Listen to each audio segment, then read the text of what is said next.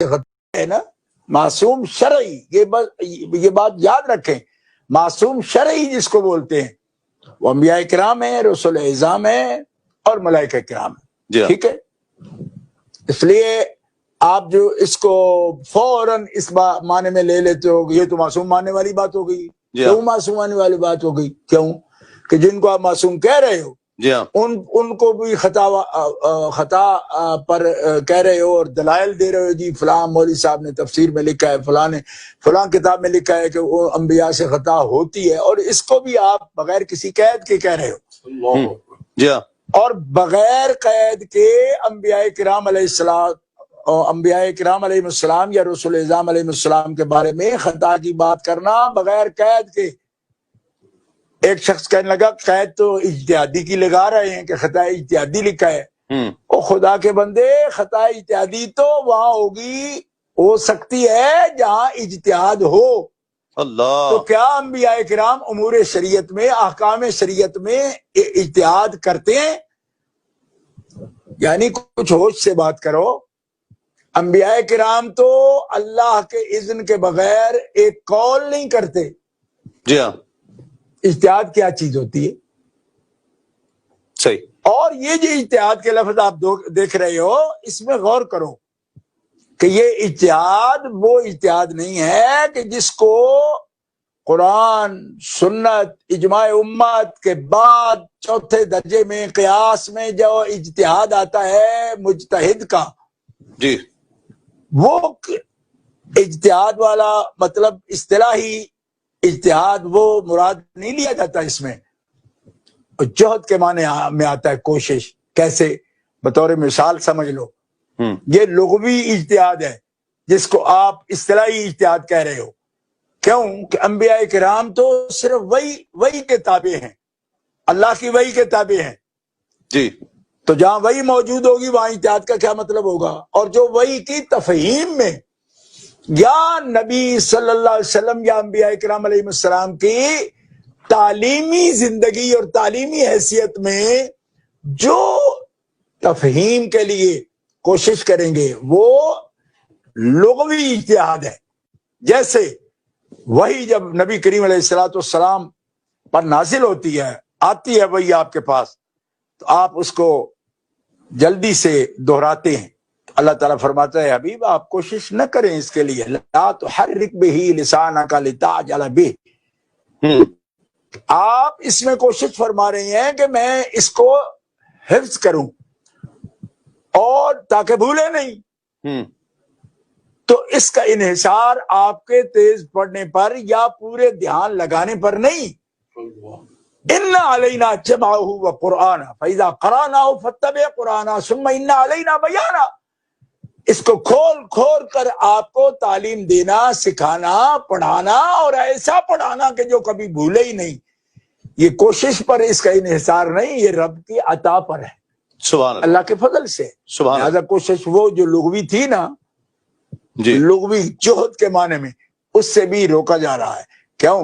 اس لیے کہ یہ تو اللہ تعالیٰ کا فضل ہے، وہ پڑھانے والا ایسا ہے کہ کبھی بھولے گا نہیں، اور سمجھانے والا ایسا ہے کہ کوئی گوشہ اس کا اور کوئی پہلو بھی چھپا نہیں رہے گا۔ صحیح۔ اور پھر قول کی، عمل کی یہ سند عطا فرما دی، یہ ہے معصوم۔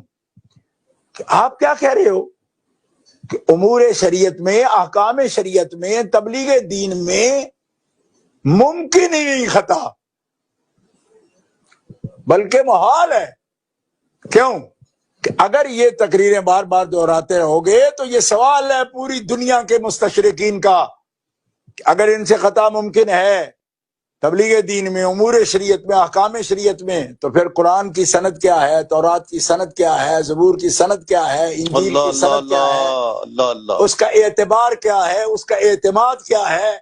اعتماد وہی لانے والا کا معصوم کہنا کہ جبریل بھی معصوم ہیں علیہ السلام، وہی لینے والے وہ بھی معصوم ہیں، اور معصوم کا مطلب ہے وہ حفاظت الہیہ میں ہیں۔ حفاظت الہیہ ان سے کبھی منفک نہیں ہوتی، انفکاک نہیں ہوتا، اس کا زوال نہیں ہوتا، کیونکہ حفاظت کرنے والا خود رب ہے۔ اللہ، بے شک، بے شک۔ اور رب جو ہے وہ سونے سے، اونگنے سے، کمزوری سے پاک ہے۔ حفاظت تب اٹھتی ہے جب حفاظت کرنے والا سو جاتا ہو، کمزور ہو جاتا ہو۔ فرمایا رب قوی ہے، قادر ہے، جب وہ حفاظت کر رہا ہے تو کسی لمحے بھی حفاظت ان سے اٹھتی نہیں، عصمت ان سے زائل ہوتی نہیں، حتیٰ کہ یہ سو بھی جائے معصوم تو قلب انور جاگتا رہتا ہے۔ سبحان اللہ، سبحان اللہ۔ تو کیسے بھول رہے ہیں آپ کہ عصمت کا، انفقاق کا عقیدہ ان سے رکھنا درست نہیں ہے، یہ معصوم ہے۔ اور بے قید انبیاء کے بارے میں یہ کہنا کہ وہ خطائیں کرتے ہیں یا خطا ان سے ہوتی ہے، یہ کوئی استاد کہے یا شاگرد کہے، یہ کلمہ کفریہ ہے، اس لیے کہ دین سے امان اٹھے گی۔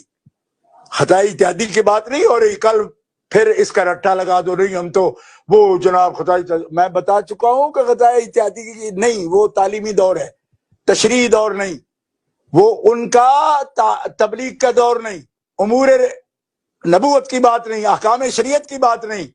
اور خاص کر جو مثال تو لا رہا ہے نا، لا تقربا هذه الشجرہ، وہ تو ابھی امت جو ہے وہ وجود میں ہی نہیں آئی، وہ جنت میں ہے، ابھی آئیں گے زمین پہ، یہ لوگ پیدا ہو گئے، تو جب وہ احکام سنا ہی نہیں رہے تو تم بات کس کی کر رہے ہو؟ اللہ ہے دلیل ایسی نہیں ہوتی، کہیں کی اینٹ، کہیں کا روڑا، بھان متی نے کنبا جوڑا، یہ دلیل کوئی ادھر سے پکڑ کے آدھا لفظ آدھا ادھر سے پکڑ کے تو اس کو آپ دلیل بنا رہے ہو۔ میں جو کہہ رہا ہوں کہ تعلیمی زندگی کی بات اور ہے، ہاں اسی لیے تو ہم شیعہ کو منع کرتے ہیں کہ صحابہ کا بھی ایک تعلیمی دور ہے، اس میں کئی ایسی باتیں ہوتی ہیں، وہ اس کو پکڑ کر بیان کرنا شروع ہو جاتے ہیں، وہ جی ان کو کھڑے چھوڑ کے وہ تو تجارت میں چلے جاتے تھے۔ میں نے کہا جب وہ سیکھ چکے، امتحان اللہ قلوبہم للتقوی لہم مغفرۃ واجر عظیم، یہاں کوئی کمزوری ہے تو اب بتا، رہ گیا ان کا سیکھنے کا دور، تو پہلے دن آ کے کوئی ابو بکر صدیق نہیں بن جاتا، آج سمجھ لو، اللہ سیکھنے کا دور ہے۔ سبحان اللہ۔ اور انبیاء یہاں زمانے کے استادوں سے نہیں سیکھتے، لیکن انبیاء سیکھتے ہیں اپنے رب سے، اور ان کی تعلیمی، ان کی کلاس میں رب ان کو جو کہے اسی مقام پر اس کا معنی ہوتا ہے، ہم دنیا میں اس کا معنی کر ہی نہیں سکتے۔